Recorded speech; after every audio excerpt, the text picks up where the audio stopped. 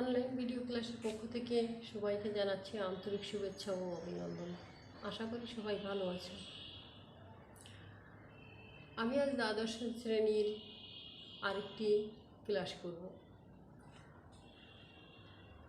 আমাদের এর আগের ক্লাসগুলোতে ছিল বিশ্বগ্রামের ধারণা সংশ্লিষ্ট প্রধান উপাদান সমূহ নিয়ে আলোচনা।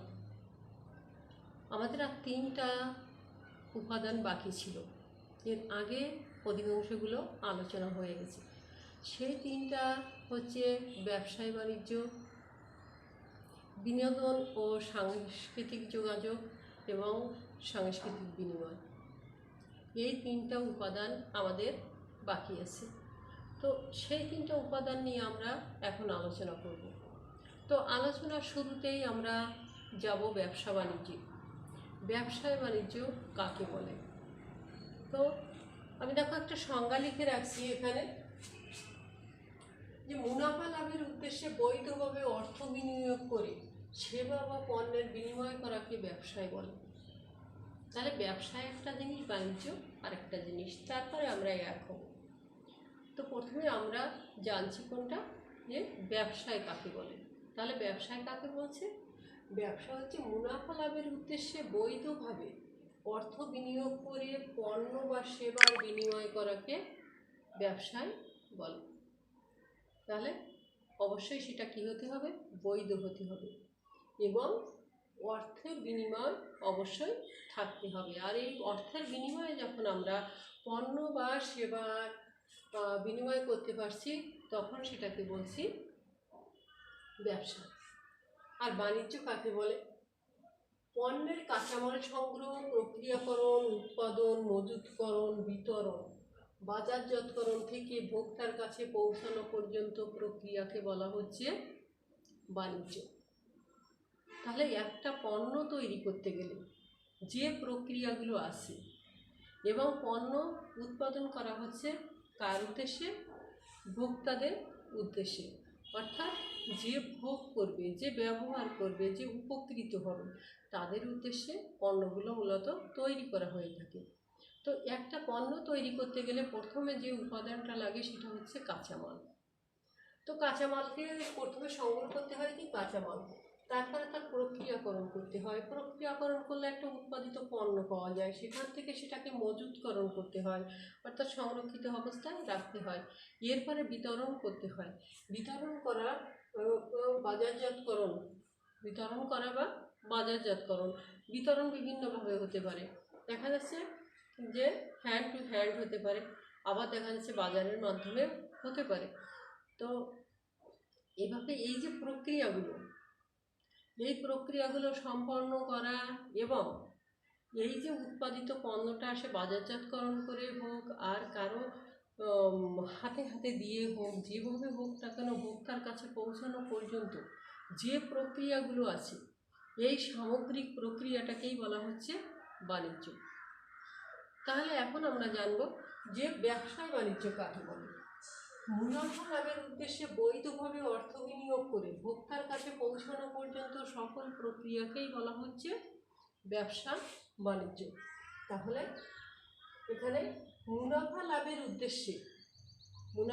উদ্দেশ্যে বৈধভাবে অর্থ বিনিয়োগ করে ভোক্তার কাছে পৌঁছানো পর্যন্ত সামগ্রিক প্রক্রিয়াটাকে আমরা কি বললাম? ব্যবসায় বাণিজ্য। এখন ব্যবসা বাণিজ্য দেখো, আমরা বলি যে দিনের পরিবর্তন এসে গেছে। অর্থাৎ একসময় যেভাবে এই ব্যবসা পরিচালিত হতো, এখন আর সেভাবে হয় না। একসময় মানুষ বিভিন্ন জায়গায় যেয়ে পণ্য ক্রয় করত, সেখান থেকে পণ্যটাকে এনে বিক্রি করত। তারপরে দেখা যাচ্ছে যে হয়তো বা অর্ডার দিলে আসতে অনেক দেরি হতো। তো এরকম সেগুলো ছিল ম্যানুয়ালি প্রসেসিং। তো ম্যানুয়ালি অর্থাৎ মানুষের মাধ্যমে প্রসেসিংগুলো করতে গেলে কী হতো? অনেক বেশি সময় লাগতো। তো এখন সেই কাজটা, যে কাজটা আগে মানুষে করতো, এখন সেই কাজটা করা যাচ্ছে কিসের মাধ্যমে? ইলেকট্রনিক পদ্ধতিতে। তো যখন এই ব্যবসা বা আমাদের এই ব্যবসা পরিচালনার কাজটা যখন তথ্য ও যোগাযোগ প্রযুক্তির মাধ্যমে অর্থাৎ ইলেকট্রনিক পদ্ধতিতে করা হচ্ছে, তখন সেটাকে বলা হচ্ছে ই কমার্স। আর এই ই কমার্স পরিচালনার জন্য অবশ্যই ইন্টারনেট এবং কম্পিউটার নেটওয়ার্কিং থাকতে হবে। ইন্টারনেট বা কম্পিউটার নেটওয়ার্কিং ছাড়া ই কমার্স সম্ভব না। যেমন ই কমার্সটা কেমন, যে আমরা ইলেকট্রনিক পদ্ধতিতে যখন ব্যবসা পরিচালনা করছি তখন সেটাকে বলা হচ্ছে ই কমার্স। তো দেখো, ই কমার্সের সংজ্ঞা আমরা একটু সুন্দর করে বলি, যে ইন্টারনেট বা কম্পিউটার নেটওয়ার্কের মাধ্যমে ইলেকট্রনিক পদ্ধতিতে কোনো পণ্য বা সেবা ক্রয় বিক্রয় কাজকে ইলেকট্রনিক কমার্স বা সংক্ষেপে ই কমার্স বলা হয়ে থাকে। তাহলে ইন্টারনেট বা কম্পিউটার নেটওয়ার্কিংয়ের মাধ্যমে ইলেকট্রনিক পদ্ধতিতে ক্রেতা পণ্য বা সেবা ক্রয় বিক্রয়ের যে কাজ বা যেই কাজকে যখন ইলেকট্রনিক পদ্ধতিতে করা হচ্ছে তখন সেটাকে আমরা বলছি ই কমার্স বা ইলেকট্রনিক কমার্স। বিশেষ করে ইন্টারনেটের মাধ্যমে ব্যক্তি বা প্রতিষ্ঠানের মধ্যে পণ্য বা সেবা মার্কেটিং, ক্রয় বিক্রয়, ব্যবসা সংক্রান্ত লেনদেন ইত্যাদি করাই হচ্ছে ই কমার্স। আর এর জন্য প্রয়োজন হয় কিসের? কম্পিউটারের। তাহলে কম্পিউটারের মাধ্যমে ইলেকট্রনিক পদ্ধতিতে যখন পণ্য সংক্রান্ত বিভিন্ন আলোচনা, যেমন ক্রয় বিক্রয়, তারপরে সেবা মার্কেটিং, পণ্য বা সেবার যে মার্কেটিং বা লেনদেন ইত্যাদি করার যে প্রক্রিয়া, এই প্রক্রিয়াটাই হচ্ছে মূলত ই কমার্স। এবং এই প্রক্রিয়াটা যখন ইলেকট্রনিক পদ্ধতিতে পরিচালিত হচ্ছে তখন সেটাকে আমরা কি বললাম? E commerce. আর ইন্টারনেট ভিত্তিক এরূপ ক্রয় পদ্ধতিকে বলা হয় অনলাইন শপিং। যখন আমরা ঘরে বসে কোনো জিনিসের অর্ডার দেই, অর্থাৎ কোনো জিনিসকে ক্রয় করি, অর্ডার দেওয়া বলতে ক্রয় করি। যেমন আমি এখান থেকে বাজারে গেলাম, বাজারে যেয়ে একটা প্রয়োজনীয় জিনিস কিনলাম, সেটা হচ্ছে এক ধরনের ক্রয়। আবার এই জিনিসটা দেখা যাচ্ছে আমাদের এখানকার বাজারে পাওয়া যাচ্ছে না, আমি আনবো কোথা থেকে? ঢাকা থেকে। কিন্তু এই মুহূর্তে ঢাকায় যাওয়াও সম্ভব না। তখন আমরা কি করতে পারি? ইন্টারনেট ব্যবহার করে, অর্থাৎ অনলাইনে আমরা এটাকে অর্ডার করতে পারি।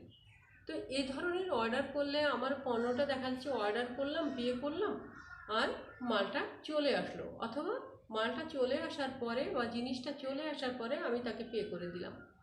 তো এই যে অনলাইনে যখন আমি এরকম ক্রয় করছি, কেনাকাটা করছি, তখন সেটাকে বলা হয় অনলাইন শপিং। তো এতক্ষণে জানলাম আমরা ব্যবসা বাণিজ্য, জানলাম ই কমার্স এবং জানলাম অনলাইন শপিং। তাহলে ব্যবসা বাণিজ্য যা, ই কমার্সও তাই। তবে ব্যবসা বাণিজ্যটা হয়ে থাকে কি, মানুষের মাধ্যমে যখন হতো তখন আমরা সেটাকে ব্যবসা বাণিজ্য বলছি। ওই একই ব্যবসা বাণিজ্যকে মানুষের মাধ্যমেই সম্পন্ন হচ্ছে, কিন্তু মানুষ সেখানে কি ব্যবহার করছে? ইলেকট্রনিক পদ্ধতি ব্যবহার করছে। তাই এই ইলেকট্রনিক পদ্ধতি ব্যবহার করে যখন তার ব্যবসা বাণিজ্য পরিচালনা করছে তখন সেটাকে বলা হচ্ছে ই কমার্স। আর এই ইলেকট্রনিক পদ্ধতি অর্থাৎ অনলাইনের মাধ্যমে যখন কেউ পণ্য ক্রয় করছে তখন সেটাকে বলা হচ্ছে অনলাইন শপিং। তো এখন আমরা জানবো ই কমার্সের সুবিধা কী। অর্থাৎ এই যে মানুষ ই কমার্স অর্থাৎ ইলেকট্রনিক পদ্ধতিতে ব্যবসা পরিচালনা করছে, এর জন্য সে কি কি সুবিধা পাচ্ছে। দেখো, দ্রুত ক্রয় বিক্রয় পদ্ধতি, সহজে পণ্য খুঁজে পাওয়া যায় এবং কম খরচে ব্যবসা পরিচালনা করা যায়। তাহলে দ্রুত ক্রয় বিক্রয় করা যাচ্ছে। ই কমার্সে কিন্তু শুধুমাত্র ক্রয়ের দিকটা না, অনলাইন শপিংয়ে শুধুমাত্র ক্রয়ের দিকটা, কিন্তু ই কমার্স যখন তখন ক্রয়ও হচ্ছে বিক্রয়ও হচ্ছে, তখন সেটাকে বলছি আমরা ই কমার্স। তাহলে দ্রুত ক্রয় বিক্রয় করা যাচ্ছে। যেমন ধরো এখনই একটা যদি এই ইলেকট্রনিক পদ্ধতি না থাকতো, তাহলে ঢাকা থেকে ধরো জিনিস আনতে হবে বা আমার ঢাকায় উৎপাদিত কোনো পণ্য এখানে আনতে হবে, তাহলে কি করতে হতো? একজন মানুষকে ঢাকা পর্যন্ত যেতে হতো, যেয়ে সেখানে পণ্যগুলোকে করে তোমার পছন্দ মতো নিয়ে বাইন্ডিং করে তারপরে সেটাকে নিয়ে আবার দেখা যাচ্ছে বাসে অথবা ট্রেনে ফিরতে হতো। তাতে সময় লাগতো বেশি, শ্রমও যেত বেশি, খরচও বেশি হতো।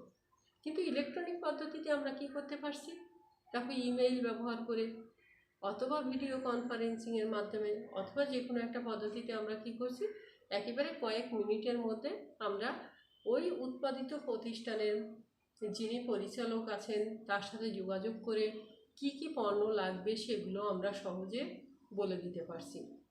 এমনকি ওই পণ্যগুলো আমরা দেখতে পারছি, গুণাগুণও যাচাই করতে পারছি, করে সেটাকে আমরা অর্ডার দিতে পারছি। এটা কয়েক মিনিটের ব্যাপার।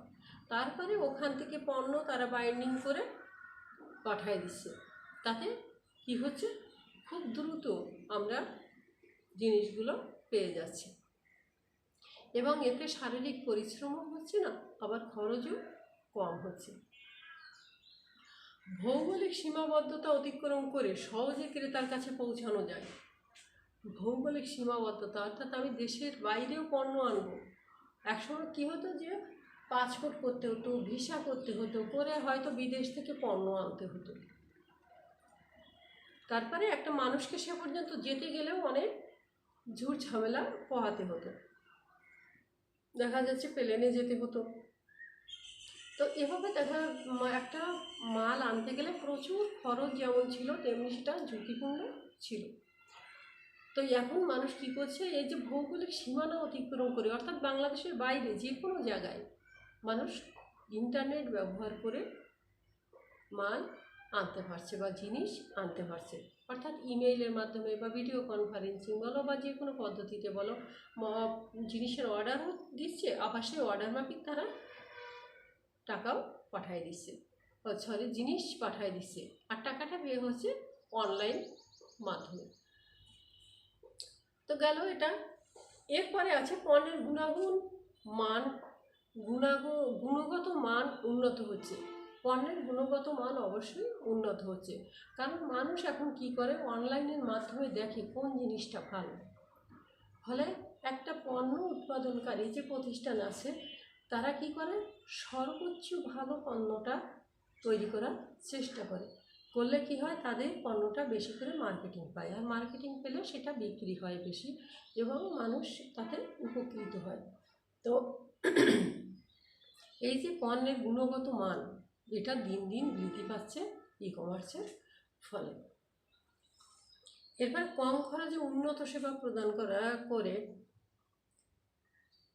সহজে ব্যবসা শুরু এবং ব্যবস্থাপনা করা যাচ্ছে। তাহলে কম খরচে সেবা প্রদান করার জন্য কি করা হচ্ছে, পণ্য একটা ব্যবসা শুরু করতে পারছে। আগে কী হতো, প্রচুর পরিমাণে কী লাগতো, অর্থের প্রয়োজন হতো একটা ব্যবসা পরিচালনা করতে গেলে। এখন অতটা প্রয়োজন হচ্ছে না, মানুষ দেখা যাচ্ছে কম পুঁজি নিয়েও একটা ব্যবসায় নামতে পারছে এবং সমস্ত ব্যবসাটা পরিচালনা করে তারা পণ্যটাকে বাজারজাতকরণ করতে পারছে। ক্রেতা দৈহিকভাবে না গিয়ে প্রোডাক্ট নির্বাচন করতে পারছে, যেটা বলছিলাম একটু আগে, যে নিজে যাওয়ার প্রয়োজন হচ্ছে না পণ্য পর্যন্ত। কি করতে পারছে, সে ঘরে বসে ওই পণ্যগুলো দেখবে। তোমরা যখন ইন্টারনেট চালু করবে, ওয়েবসাইটে ঢুকবে, তখন বিভিন্ন পণ্যের অ্যাড দেখা যায়। তো যার প্রয়োজন সে কী করবে, ওই অ্যাডগুলোকে ভালো করে যাচাই বাছাই করবে, ওই সংক্রান্ত আরও কিছু অ্যাডকে দেখবে। অর্থাৎ যে পণ্যটা প্রয়োজন হচ্ছে, বিভিন্ন কোম্পানির পণ্যগুলোকে তারা দেখবে কিসের মাধ্যমে, ওই ইন্টারনেটের মাধ্যমে। অর্থাৎ সে কী করছে, সে কিন্তু যাচ্ছে না জায়গা পর্যন্ত, দৈহিকভাবে না যেয়েও সে পণ্য নির্বাচন করতে পারছে। তো আমাদের এই ছিল হচ্ছে ই কমার্সের সুবিধা। এছাড়াও আছে কিছু অসুবিধা। অসুবিধা কী আছে, যে দক্ষ জনবলের অভাব। আসলে ই কমার্স পরিচালনা করতে গেলে জনবলের প্রয়োজন আছে, অর্থাৎ মানুষের প্রয়োজন আছে, যে ওই ইলেকট্রনিক পদ্ধতিতে ব্যবসাগুলো ভালো করে পরিচালনা করতে পারবে। অর্থাৎ বিভিন্ন জায়গায় অর্ডার দেওয়া, আনা, পণ্যের গুণগত মান ঠিক আছে কিনা সেগুলো যাচাই করা, বিভিন্নভাবে দামটাকে কম্পেয়ার করা ইত্যাদি বিভিন্ন জিনিস জানার জন্য একজন দক্ষ মানুষের প্রয়োজন হয়, আর আমাদের সেই দক্ষ জনবলের অভাব আছে। উন্নত প্রযুক্তি প্রয়োগ ব্যয়বহুল, তারপরে কি হচ্ছে, এই যে প্রযুক্তি, আমি অনলাইন শপিং করব বা অনলাইনে ব্যবসা পরিচালনা করব, ই কমার্সের মাধ্যমে আমি সমস্ত ব্যবসাটাকে পরিচালনা করব। তো এই ব্যবসা পরিচালনার জন্য কি হচ্ছে, উন্নত প্রযুক্তির প্রয়োগ করতে হচ্ছে, আর সেটা খুবই ব্যয়বহুল। মাত্রাতিরিক্ত অর্ডার সরবরাহের সমস্যা। দেখা যাচ্ছে অর্ডার যদি অতিরিক্ত হয়, বিভিন্ন জায়গা থেকে অর্ডার আসতে থাকে, তাহলে কি হয়, পণ্য সরবরাহ করতে সমস্যা হয়ে যায়। দূরবর্তী স্থানের অর্ডার ক্ষেত্র বিশেষ ব্যয়বহুল হয়ে যায়। যদি অনেক দূরে অনেক দূর থেকে পণ্যের চাহিদা আসে, তাহলে সেই অর্ডারটা দিতে গেলে খরচ অনেক বেশি পড়ে যায়। আইন প্রণয়ন ও প্রয়োগের সমস্যা। যেহেতু অনলাইনে ব্যবসা পরিচালনা করা হচ্ছে, ফলে আইন যে প্রয়োগ করব সেখানে একটু জটিলতা দেখা দেয়। লেনদেনের নিরাপত্তা সমস্যা। লেনদেনের নিরাপত্তায় অনেক সময় বিঘ্নিত হয়ে থাকে। তাহলে এই ছিল আমাদের ব্যবসা বাণিজ্য নিয়ে আলোচনা। তো ব্যবসা বাণিজ্যের মধ্যে তাহলে আমাদের যেটা গুরুত্বপূর্ণ, অর্থাৎ তোমার তথ্য ও যোগাযোগ প্রযুক্তির আওতায় আসছে, সেটা হচ্ছে ই কমার্স। জানলাম আমরা ই কমার্স কাকে বলে, ই কমার্সের সুবিধা এবং অসুবিধা। তো এর পরবর্তী যেটা আছে আমাদের আলোচনা, সেটা হচ্ছে বিনোদন ও সামাজিক যোগাযোগ। তাহলে মাল্টিমিডিয়া কম্পিউটারের বদৌলতে বিনোদনের ক্ষেত্রে এক নতুন সিদ্ধান্তের উন্মোচন হয়েছে, দিগন্তের উন্মোচন হয়েছে। তো মাল্টিমিডিয়া কম্পিউটারের বদৌলতে বিনোদনের ক্ষেত্রে কি হয়েছে, একটি নতুন দিগন্তের উন্মোচন হয়েছে। 2D এর পর 3D প্রযুক্তি ব্যবহার করে বিনোদনকে আরও আকর্ষণীয় করে তোলা হচ্ছে। আগে ছিল 2D, এখন 3D প্রযুক্তি ব্যবহার করা হচ্ছে, এবং এই 3D প্রযুক্তি ব্যবহারের ফলে বিনোদন আরও বেশি আকর্ষণীয় হয়ে উঠছে। বর্তমানে ইন্টারনেটের যুগে বিনোদনের মাধ্যম হিসাবে অনলাইন গেমিং অন্যতম জনপ্রিয় একটি বিষয়। তাহলে মাল্টিমিডিয়া কম্পিউটার চালু আছে বিধায় আমরা কি করতে পারছি, কম্পিউটারের মাধ্যমে দেখো বিভিন্ন ধরনের বিনোদনমূলক অনুষ্ঠান দেখতে পাচ্ছি। তো এই বিভিন্ন ধরনের বিনোদনমূলক অনুষ্ঠানের মধ্যে এখন সবথেকে বেশি জনপ্রিয় সেটা হচ্ছে গেম। তো গেম আজকাল এই যে নতুন যে প্রজন্ম, এদেরকে ভীষণভাবে আকৃষ্ট করেছে। তো গেম যদিও বিনোদনের একটি বড় মাধ্যম, তারপরেও গেম একটা কি বর্তমান যুব সমাজের জন্য একটু ক্ষতিকর একটা বিষয়। তো সে যে বিষয় হোক না কেন, তথ্য যোগাযোগ প্রযুক্তির এটা একটি বড় অবদান, যে ঘরে বসে ছেলেমেয়েরা খেলতে পারছে। একসময় ছেলেমেয়েরা খেলতে যেত কোথায়, মাঠে। তো দেখো বর্তমানে প্রেক্ষাপটে মাঠের সংখ্যা খুবই কম, অর্থাৎ গ্রামে দেখা যায় হয়তো খেলার মাঠ আছে কোনো কোনো জায়গায়, কিন্তু টাউনে দেখা যাচ্ছে পুরো একটা টাউনের মধ্যে হয়তো একটা মাত্র খেলার মাঠ আছে, যেখানে সবাই গিয়ে খেলতে পারে না। তো এই মানসিক শান্তির জন্য ছেলে মেয়েদের যে কিছুটা বিনোদনের প্রয়োজন আছে, একঘেয়েমি যে লেখাপড়া করতে করতে তারা একঘেয়েমি হয়ে যায়, বা সাংস্কৃতিক চর্চা যাই বলো না কেন, তার পাশাপাশি প্রয়োজন আছে খেলাধুলার। তো শারীরিক যে পরিশ্রমের খেলা সেটা খেললে খুবই ভালো, কিন্তু সেরকম পরিবেশ না পাওয়াতে ছেলেমেয়েরা বেশি এখন খেলছে গেম, অর্থাৎ ইন্টারনেট ভিত্তিক যে গেমগুলো সেগুলো খেলে থাকে। এছাড়াও দেখো ঘরে বসে এখন মানুষ কী করছে, মুভি দেখছে। কিসের মাধ্যমে, কম্পিউটারের মাধ্যমে বা মোবাইলের মাধ্যমে, যেখানে কি আছে তোমার তথ্য যোগাযোগ প্রযুক্তির ছোঁয়া আছে। অর্থাৎ তথ্য যোগাযোগ প্রযুক্তির মাধ্যম হিসাবে কম্পিউটার, মোবাইল, এগুলোতে তারা কী করছে, মুভি দেখছে, গান শুনছে, বিভিন্ন ধরনের যে তোমার উপকারী যে সমস্ত ওয়েবসাইটগুলো আছে, সেগুলো দিয়ে তারা কী করছে, বিভিন্ন ধরনের তথ্য জানতে পারছে। তো সামাজিকভাবে বিভিন্ন মাধ্যমের সাহায্যে মত বিনিময়, তথ্যের আদান প্রদান বা আন্তঃসংযোগ ব্যবস্থাকে সামাজিক যোগাযোগ বলছে। আমাদের ছিল বিনোদন এবং সামাজিক যোগাযোগ। তো বিনোদন আমরা জানলাম, বিনোদনটা হচ্ছে কি, যে কম্পিউটারের বদলেতে বিনোদন এখন বিশালভাবে কি হচ্ছে, নতুন একটা দিগন্তের সৃষ্টি করেছে। আর বিনোদন ও সামাজিক যোগাযোগ হচ্ছে আমাদের মূল আলোচনা। তো সামাজিক যোগাযোগ কাকে বলছে দেখো, সামাজিকভাবে বিভিন্ন মাধ্যমের সাহায্যে মতামত বিনিময়, তথ্যের আদান প্রদান বা আন্তঃযোগাযোগ ব্যবস্থাকে সামাজিক যোগাযোগ বলে।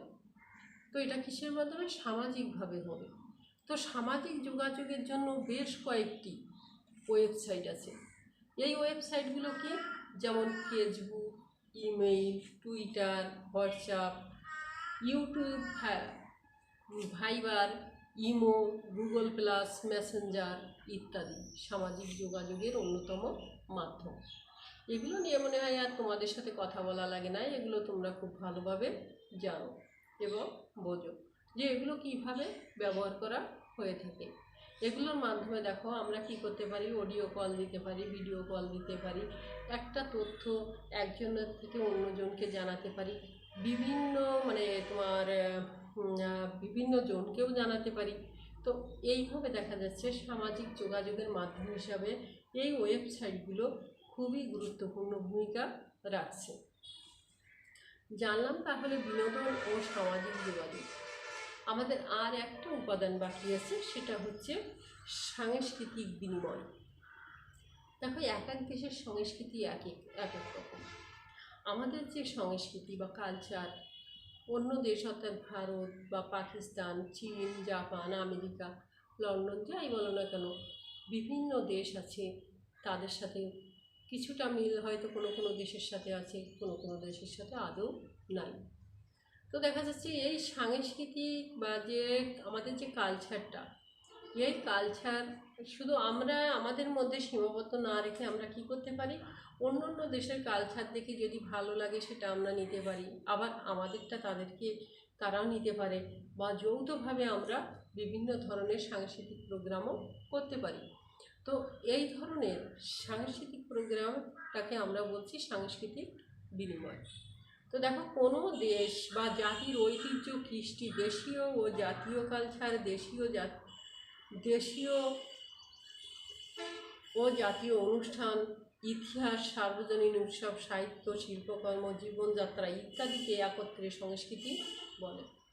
তাহলে সংস্কৃতি কাকে বলছে, যে কোনো দেশ বা জাতির ঐতিহ্য, কৃষ্টি, দেশীয় জাতীয় কালচার, দেশীয় ও জাতীয় অনুষ্ঠান, ইতিহাস, সার্বজনীন উৎসব, সাহিত্য, শিল্পকর্ম, জীবনযাত্রা ইত্যাদিকে একত্রে বলা হয় সংস্কৃতি। আর এ সকল সাংস্কৃতিক বিষয়াবলী ইন্টারনেট,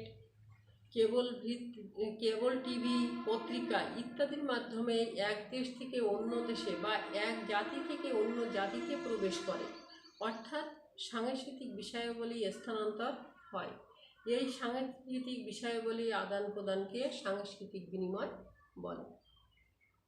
তাহলে আমাদের যে সংস্কৃতি আছে, এই সংস্কৃতিটা আমরা কি করতে পারি, সংস্কৃতিটা এক দেশ থেকে অন্য দেশে, এক জাতি থেকে অন্য জাতিতে প্রবেশ করাতে পারি, বা সাংস্কৃতিক বিষয়াবলী স্থানান্তর করানো যায়। তো এই স্থানান্তর করানো বা এক জাতির সংস্কৃতি অন্য জাতিতে প্রবেশ করানো, এই করানোর জন্য বিভিন্ন ধরনের বিষয়াবলীর আদান প্রদান করা হয়। আর এই আদান প্রদানকেই আমরা বলে থাকি সাংস্কৃতিক বিনিময়। তো দেখো ইতিমধ্যে জানলাম আমরা সেই বিশ্বগ্রামের ধারণা সংশ্লিষ্ট বিভিন্ন উপাদান। এই উপাদানগুলো আমাদের জানা হয়ে গেল আজ। এই উপাদানগুলো কি কি ছিল আমি আরেকবার বলছি। দেখো তোমাদের সংক্ষিপ্ত সিলেবাস অনুসারে, অর্থাৎ দ্বাদশ শ্রেণী যারা 2021 সালের এইচএসসি পরীক্ষা দিবে, তাদের যে পুনর্বিন্যাসকৃত পাঠ্যসূচি, সেই পাঠ্যসূচি অনুসারে তোমাদের বিশ্বগ্রামের ধারণা সংশ্লিষ্ট যে উপাদান তার মধ্যে ছিল যোগাযোগ, কর্মসংস্থান, শিক্ষা, চিকিৎসা, গবেষণা, অফিস, বাসস্থান, ব্যবসা বাণিজ্য, সংবাদ, বিনোদন ও সামাজিক যোগাযোগ, সাংস্কৃতিক বিনিময়। আমরা ইতিমধ্যে সবগুলো নিয়ে আলোচনা করেছি। আজকে আমাদের সেই আলোচনা শেষ হলো। তো আগামী ক্লাসে আমাদের প্রথম অধ্যায়ের আলোচনা বাকি আছে। আর তথ্য যোগাযোগ প্রযুক্তি ব্যবহারের নৈতিকতা আছে, সমাজ জীবনে তথ্য যোগাযোগ প্রযুক্তির প্রভাব এবং তথ্য যোগাযোগ প্রযুক্তি ও অর্থনৈতিক উন্নয়ন।